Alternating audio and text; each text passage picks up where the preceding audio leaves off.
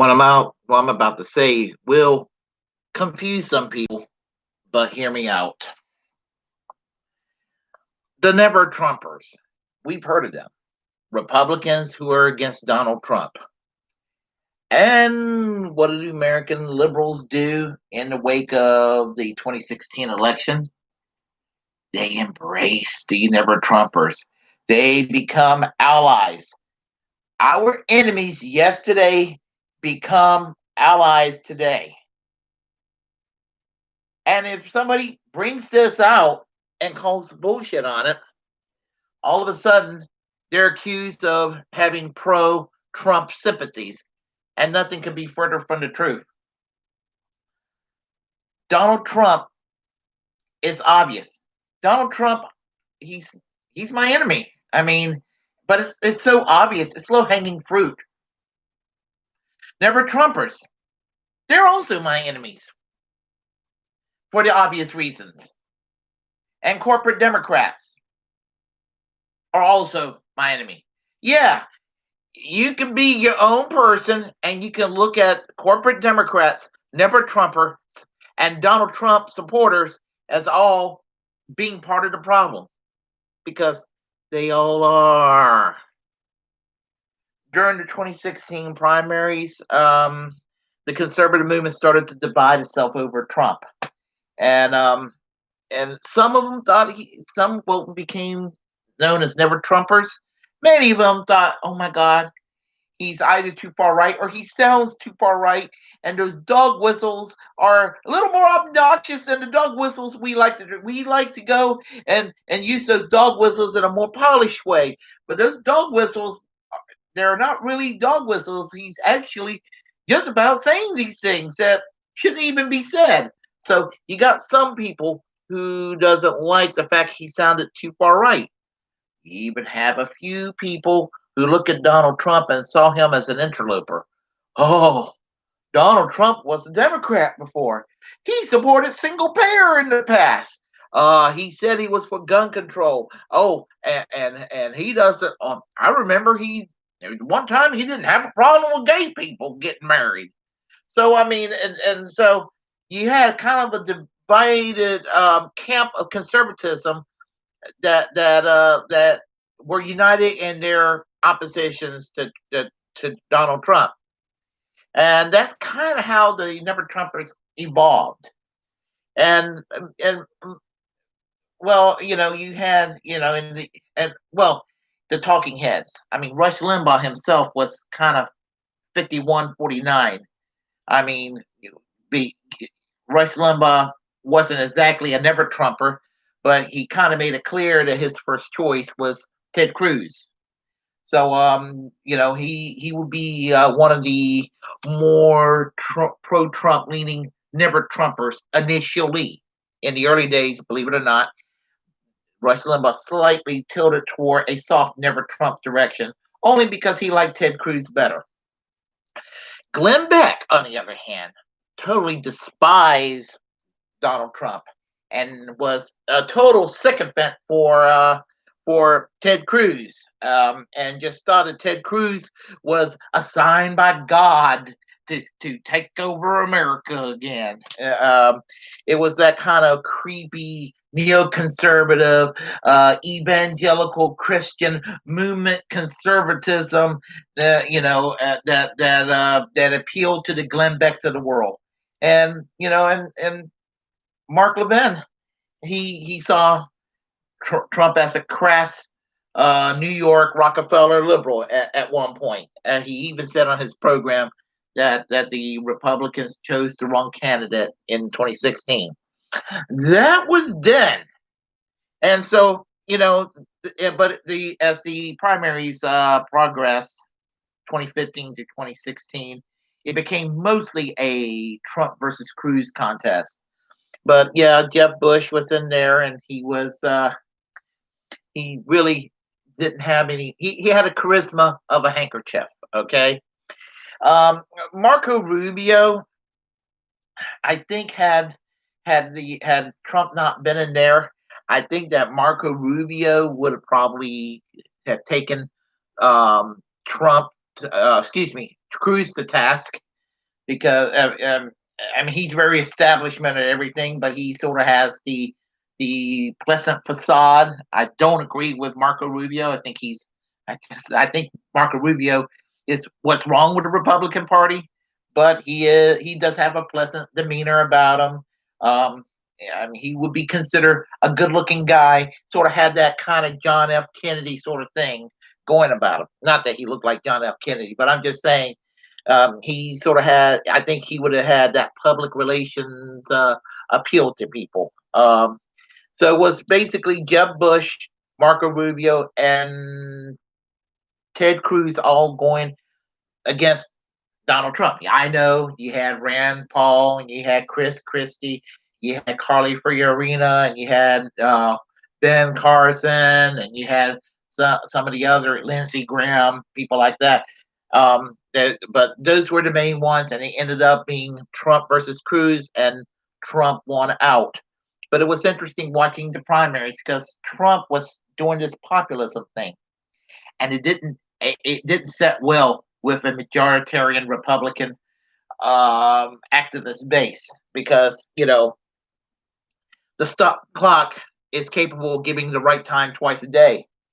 Donald Trump, with all his faults, and he has many, he was correct to call out Jeb Bush on his brother's war, the Iraq War. And sorry, he was correct. The Iraq War was wrong. And so he called him out on it, and Jeb Bush was kind of squeamish about it, and Marco Rubio pretty much defended the Bush record.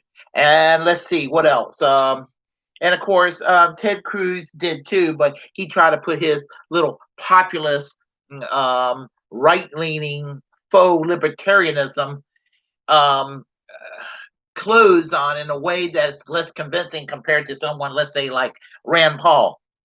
But anyway, the primaries went on, Trump won this out, and so many Republicans decided to endorse Hillary, including Colin Powell and members of the Bush family. The Bush family endorsed Hillary Clinton. Mitt Romney supported the Republicans. And Glenn Beck, believe it or not, Glenn Beck actually toyed with the idea of endorsing Hillary Clinton. You heard me. Glenn Beck toyed with the idea of endorsing Hillary Clinton. You heard that. I will say it one more time.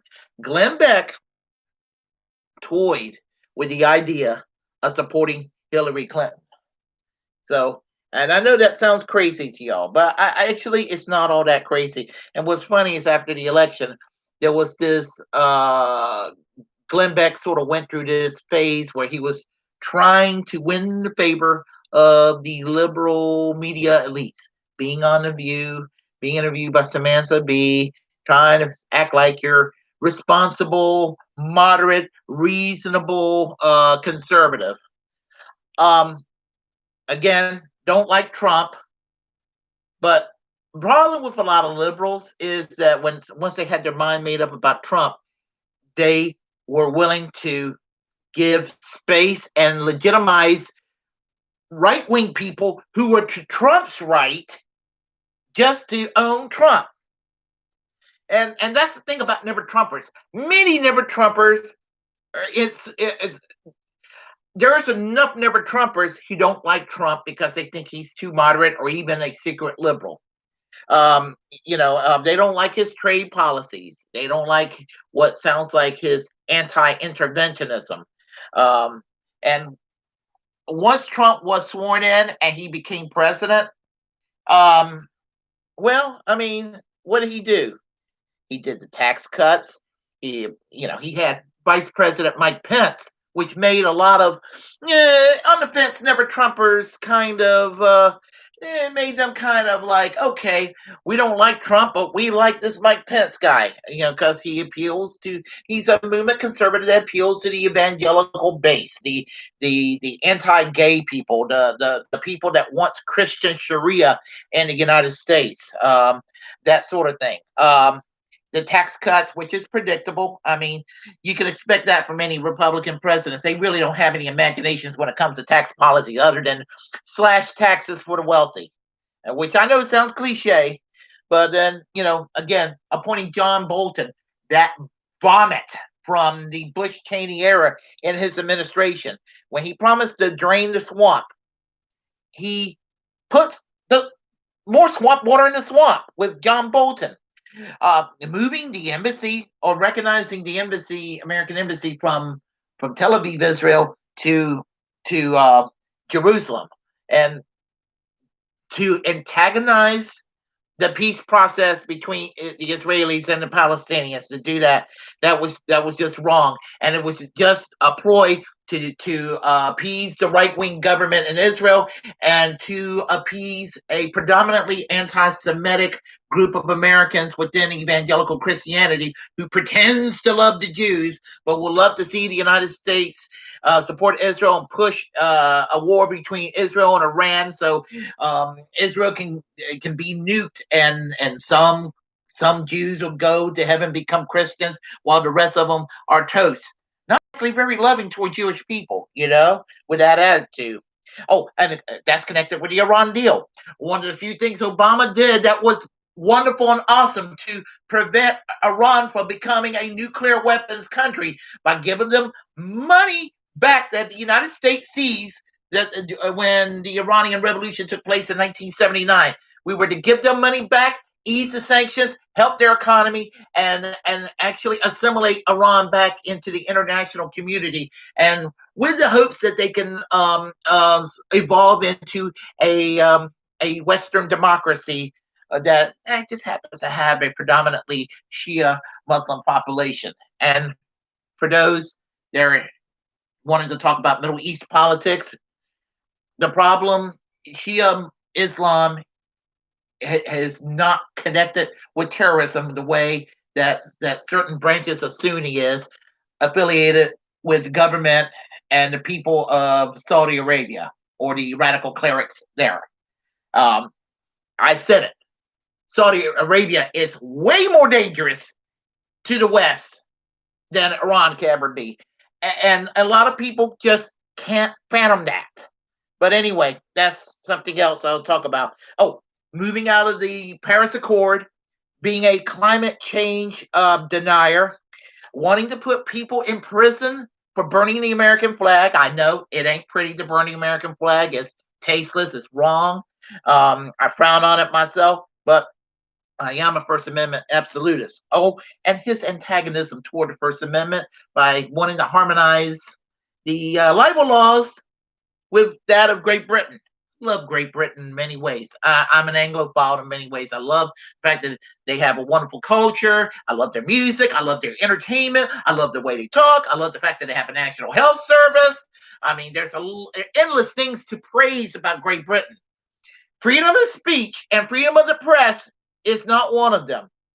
And Trump wants to harmonize the libel laws with that of the UK. Hey, Trump, instead of harmonizing the libel laws with the UK, why don't we harmonize the healthcare system with that in Great Britain? Let's have a national health service. But anyway, but he wouldn't want that. I mean, because the right-wing base doesn't want that. Wall Street deregulation keeps persisting. He's trying to privatize the post office to accommodate corporatists that wants to get their clauses onto the post office, and of course it's to also disrupt the election that's about to come, and he's doing everything he can to undermine it. And then the thing that, as I said, I mean, I'm a politically incorrect leftist, but even though I am against political correctness, there's anything that had triggered me was when he did the speech, the State of the Union address, and delivered the Presidential Medal of Honor of Freedom for Rush Limbaugh. If you don't know how pissed off that made me, seeing Rush Limbaugh, who is an authoritarian. I mean, not that he's ever governed anything. You listen to his lame ass program, It's all about how he can limit people's freedom. I mean, because Rush Limbaugh is a flaming racist. Rush Limbaugh is a warmonger. He's an apologist for torture. And during the Bush Cheney years, he loved that the United States used the Patriot Act to spy on Americans. So I mean, Rush Limbaugh is the authoritarian. He's certainly an advocate of it. And with some of the civil unrest going on, Trump wants to use the Insurrection Act basically for the United States to invade the United States, which is what the Insurrection Act would do. And there's endless areas where he's been very right wing, and he's ditched what little benevolent populism that he advocated during the 2016 campaign, where he was almost campaigning to the left of Hillary when it came to foreign policy, when it came to even the health care. He said he was going to eliminate Obamacare, but give us something better. What did he do?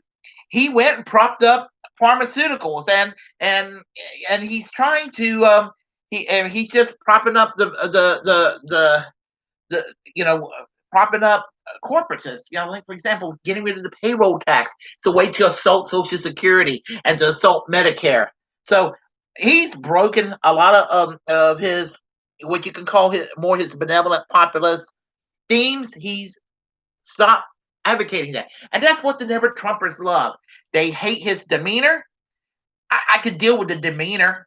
I mean, the demeanor doesn't bother me. I mean, objectively, he's funny. I mean, I ought to be mad at him, but he's funny.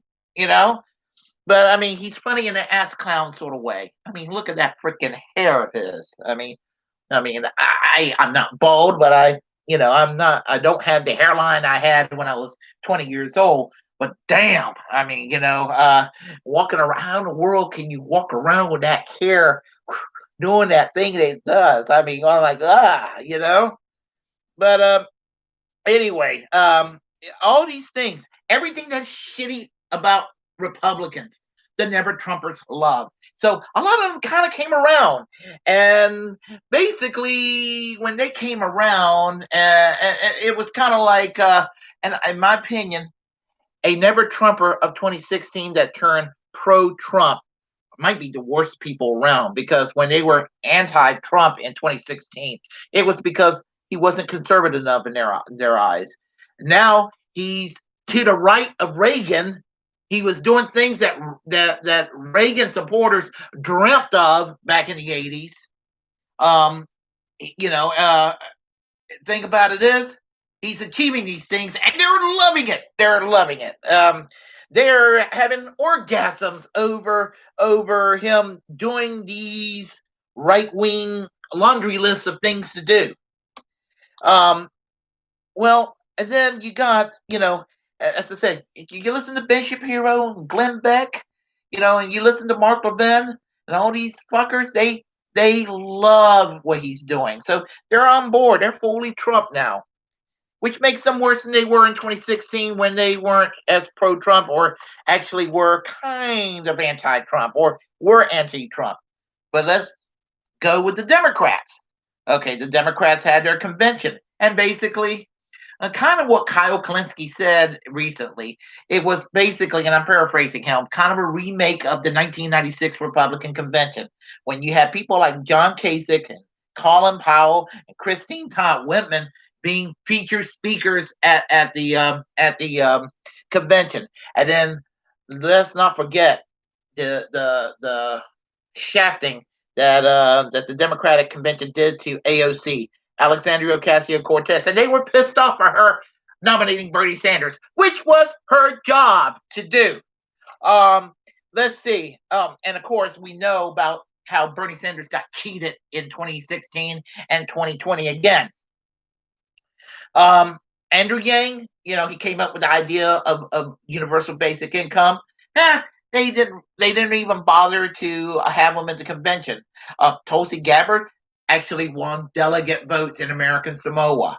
She was entitled by rules to speak at the convention. They did not invite her to speak at the convention at all. It's almost as if they're trying to chase her into the Republican Party. And Tulsi Gabbard, if you're listening, Don't do that. Go into the Green Party. They could use you. You're really a Green Party person at heart. But anyway, Biden flirting with the Never Trumpers. And the thing about it is, it's an uneasy alliance when you're Joe Biden and Kamala Harris, and you have everyone ranging from Bernie Sanders and AOC on the left, all the way to George W. Bush and Cindy and Meghan McCain on the right.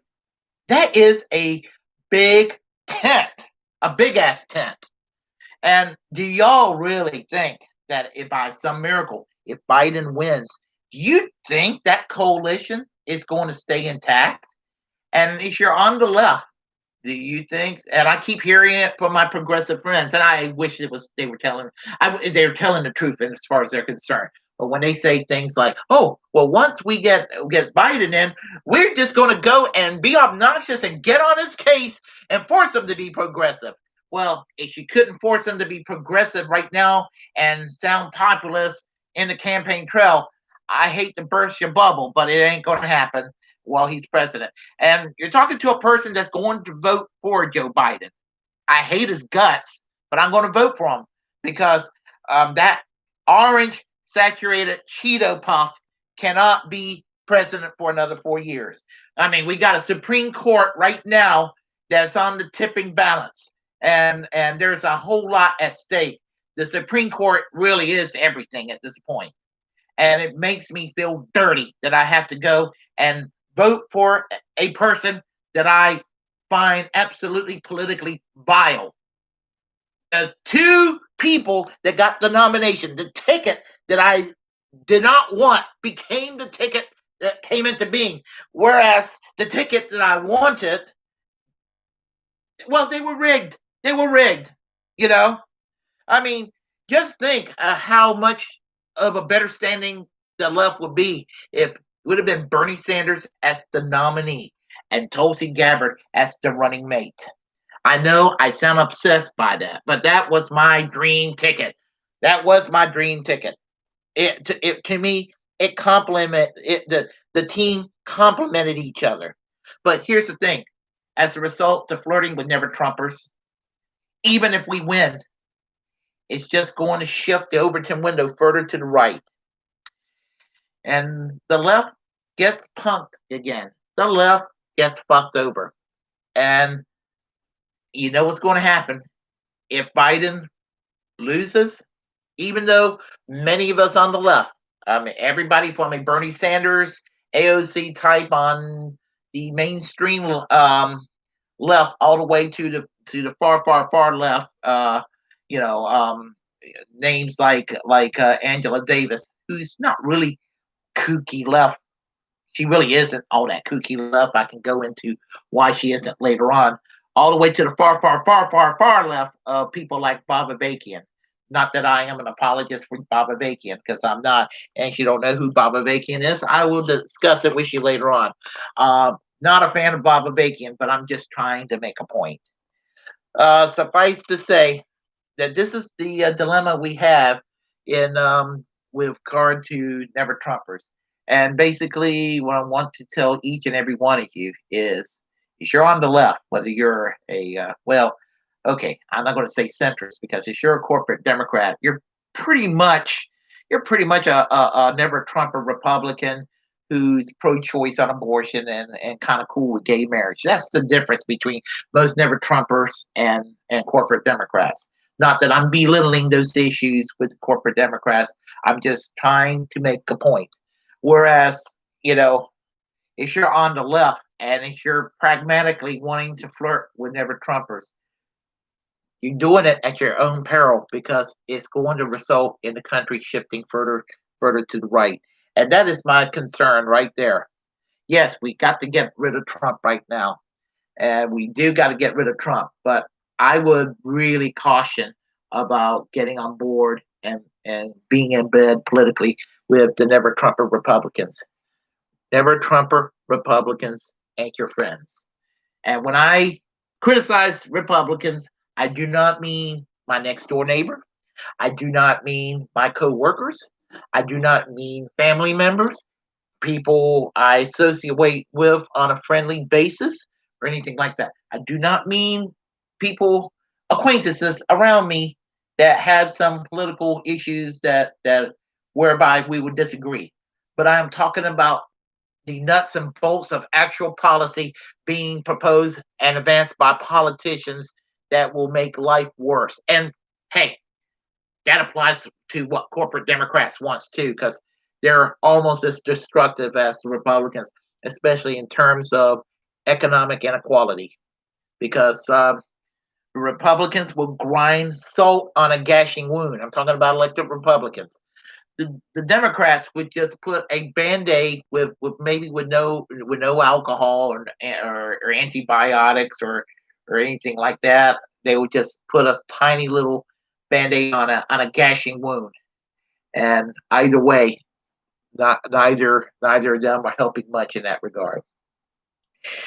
If you like what you heard, press like and comment. If you were triggered, you can also comment and be sure to share the content on this channel. Um, Also, as a First Amendment absolutist, it's my duty to inform you that if you feel very strong about something, very passionate, in fact, and if you have a platform and you want to develop a platform, do so because we're all the muckrakers of our time. And very, very, very importantly, subscribe. Help make this channel grow. Make this channel grow. Make it grow and relevant. And yeah, American social democracy is the new name. It's the new name we're stuck with. And I will let you know more about it as the time goes on. I'm a little bit tired, so that's uh that's pretty much all I'm going to say for right now. So basically, subscribe, like, comment, uh, all that good stuff. And until next time, Bernie Sanders for president in the year 2024. Peace, man. Peace. Far out.